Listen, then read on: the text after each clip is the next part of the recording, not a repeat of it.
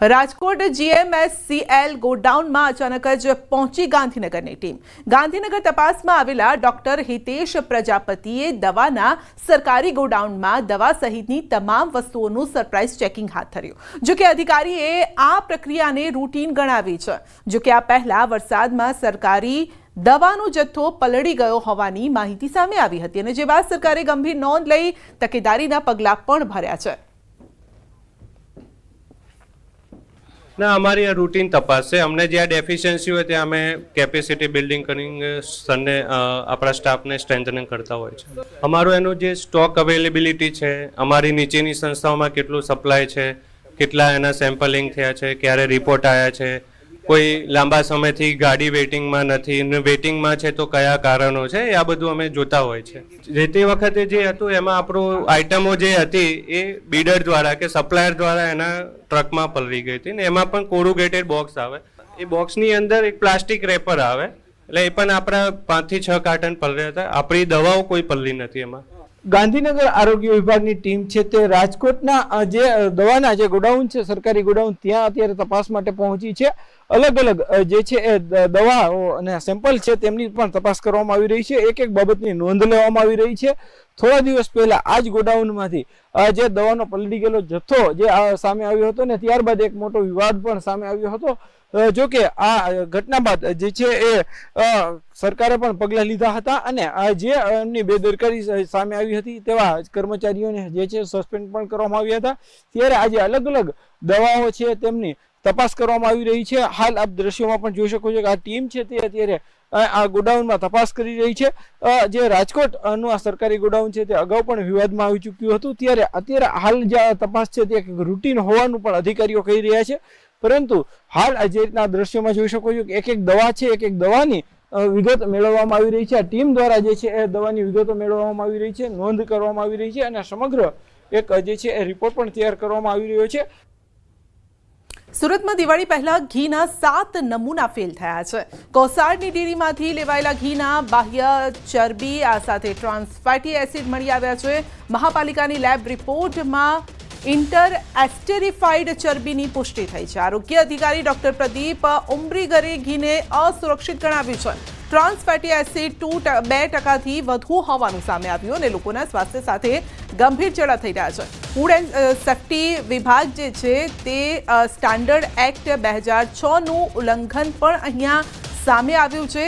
તો શ્રી મહાદેવા અને new Adinath dairy પ્રોડક્ટના નમૂનાઓ પણ ફેલ થયા છે. તો તહેવારોમાં ભેળસેળયુક્ત ખાદ્ય વેચનારા સામે કોર્ટમાં કેસ પણ કરવામાં આવશે. તહેવારો આવતા તમામ વસ્તુઓની માંગ વધતી હોય છે ત્યારે બજારમાં નકલી ચીજવસ્તુઓ મોટા પ્રમાણમાં આવતી હોય છે. ખાસ કરીને ચંદી પડવો અને દિવાળીને લઈને મીઠાઈઓની માંગ હતી અને આ મીઠાઈઓમાં ભેગું કરવામાં આવતું હતું ઘી જે મોટા પ્રમાણમાં નકલી હતું. તેને લઈને સુરત SOG અને આરોગ્ય વિભાગ દ્વારા સુરતના અમરોલી વિસ્તારમાં અલગ અલગ 3 ફેક્ટરી ઉપર દરોડા પાડવામાં આવ્યા હતા. સેમ્પલિંગ કરવામાં આવ્યું હતું. 1 કરોડ કરતાં વધુનો મુદ્દામાલ કબજે કરવામાં આવ્યો હતો. ત્યારે આ તમામ સેમ્પલો અત્યારે ફેલ ગયા છે. આપણી સાથે આરોગ્ય અધિકારી છે, સીધા વાત કરીશું. સાહેબ, આપનું નામ અને કયા પ્રકારની રેડ હતી અને સેમ્પલો લેવામાં આવ્યા હતા, અત્યારે શું સ્થિતિ એની? Food safety officer BR Brahmbhatt, Surat municipal corporation. તારીખ 3/10ના રોજ SOG પોલીસ અને સુરત ફૂડ વિભાગ દ્વારા સંયુક્ત ઓપરેશન હાથ ધરવામાં આવ્યું. જેમાં નકલી ઘી બનાવતા 3 ફેક્ટરીઓ, new Mahadev dairy product, new Adinath dairy product અને આદિનાથ ડેરી આ ચણામાં અમે અલગ અલગ જગ્યાએ તપાસ કરતા જે લોકો અલગ અલગ બ્રાન્ડના ઘી બનાવી અને વેચતા હતા. તેથી તેમાં તપાસ કરતા અલગ અલગ 7 બ્રાન્ડના નમૂના લેવામાં આવેલ, જે 7માંથી 5 સબ સ્ટાન્ડર્ડ અને 2 અનસેફ જાહેર થયેલ છે. સાહેબ, આજે થયા છે, હવે કયા પ્રકારની કાર્યવાહી અને આવું ઘી ખાવાથી શરીરને શું નુકસાન? આ લોકો સામે ફૂડ સેફ્ટી એક્ટ પ્રમાણે પણ કાર્યવાહી કરવામાં આવશે. કોર્ટમાં કેસ પણ મૂકવામાં આવશે. એક્ઝિક્યુટિંગ ઓફિસર સમક્ષ પણ ફરિયાદ દાખલ કરવામાં આવશે અને પોલીસ દ્વારા પણ તેમની કાર્યવાહી કરવામાં આવશે.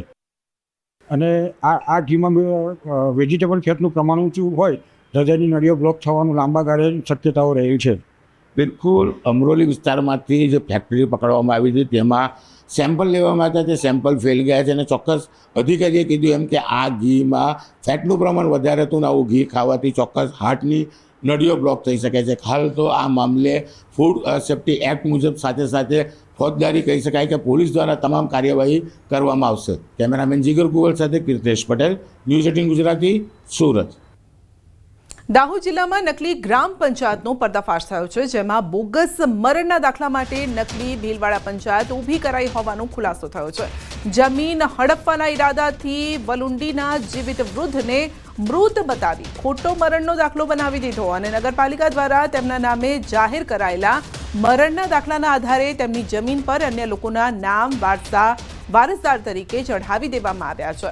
ભીલવાડામાં રહેતા અરજદારે દાહોદની પ્રાંત કચેરીમાં અરજી કરી હતી અને તેમના દાદાનું મૃત્યુ 1971માં હતું, પરંતુ તે સમયે તેની નોંધણી કરાવવાની રહી ગઈ હતી. પ્રાંત કચેરીએ નિયમ મુજબ ગ્રામ પંચાયત નોટિસ પ્રસિદ્ધ કરી. उन्होंने डेथ सर्टिफिकेट वारसाई पीड़िता पर और ये कागज रजू किए थे, उसके आधार पर ये एंट्री मंजूर की गई है. अभी वीरसिंह भाई द्वारा एसडीएम साहब की कोर्ट के अंदर आरटीएस केस चल रहा है. जो आरटीएस केस का आखिरी फाइनल जजमेंट आ जाएगा उसके बाद आगे की कार्यवाही